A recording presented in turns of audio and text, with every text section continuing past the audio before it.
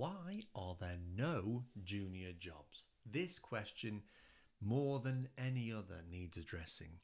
And we can talk about why, and then we'll talk about why I'm hearing this question so frequently, which leads into the whole course, really, about the structure of why I do things in a particular way. So, I want us to imagine a scenario. We have a company. I am the business owner. I'm very lazy. I do no work. You are my senior developer. And you're really busy. You're crying most days because, you just got so much work on. And it's really ruining my cocktail drinking. I like pina coladas. I'm sat here drinking, watching you cry. It's not very nice, but I'm a business owner. That's what I do. Now, because I have a moment of decency and think, okay, I'm going to help you, I think, okay, let's hire somebody. Now, I'm pretty cheap because pina coladas cost money, and I'm going to hire a junior for that reason. Now, where should we advertise this job? And you might be screaming at me right now, well, LinkedIn, Indeed, Total Jobs, other big job boards, right? So we put the job out there and it's a junior graduate level position. So the world applies, right? We're going to get inundated with developers because we never see these roles, right? So if we listen now to everybody on social media, and probably you at some stage, we've all been there, we'll be listening to people saying we should interview everybody that applies. We should give everybody constructive feedback. It's the only decent thing to do after all. So I'm not going to do this. I'm drinking my pina coladas. You're doing this, right?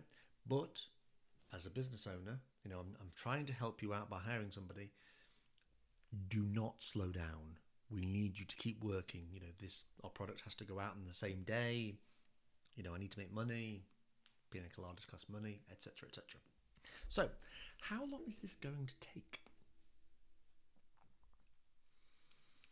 You're probably thinking quite some time. If we interview everybody, we're going to get thousands, right? And then to give them all the feedback, this is a lot of work. And you're thinking, well, look, you're going to have to lose me. I have to spend time interviewing these people. So you have to lose some development time. And I go, no, I'm not willing to do it. There must be an alternative. That alternative is to have somebody else do the filtering for us and just send us through 3 to 5 candidates and we hire from there. We call these people recruiters.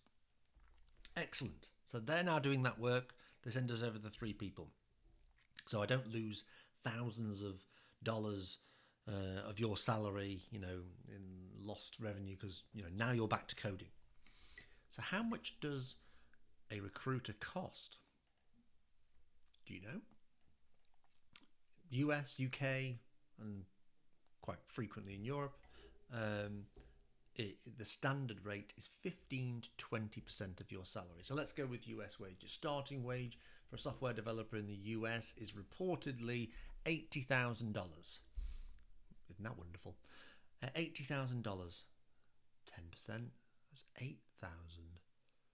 So 15%, 12 to $16,000 for the privilege of hiring a graduate developer. That's how much I have to pay as a business owner to the recruitment agency.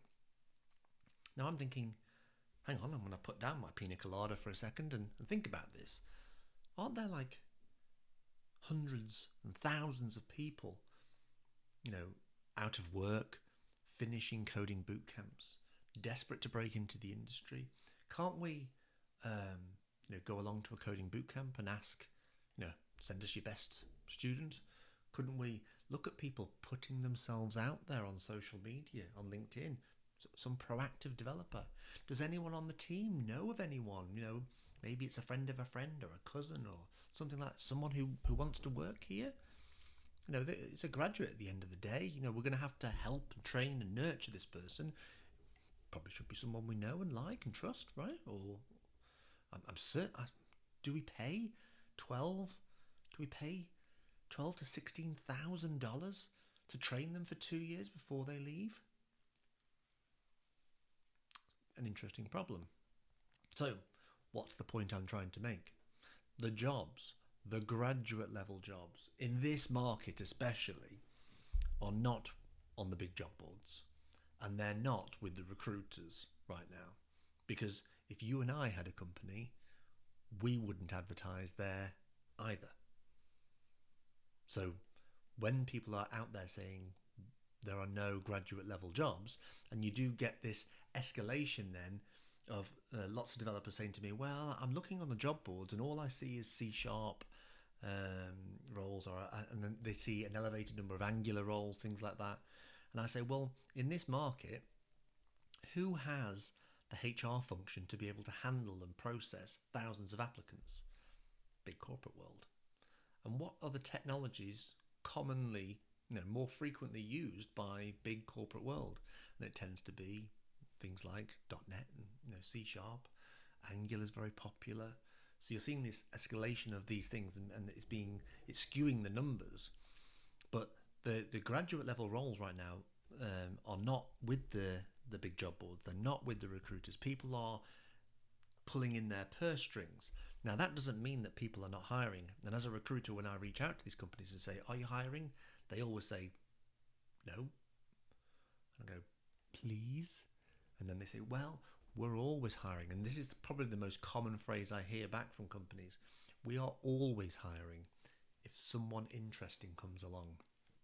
Now, what does that mean?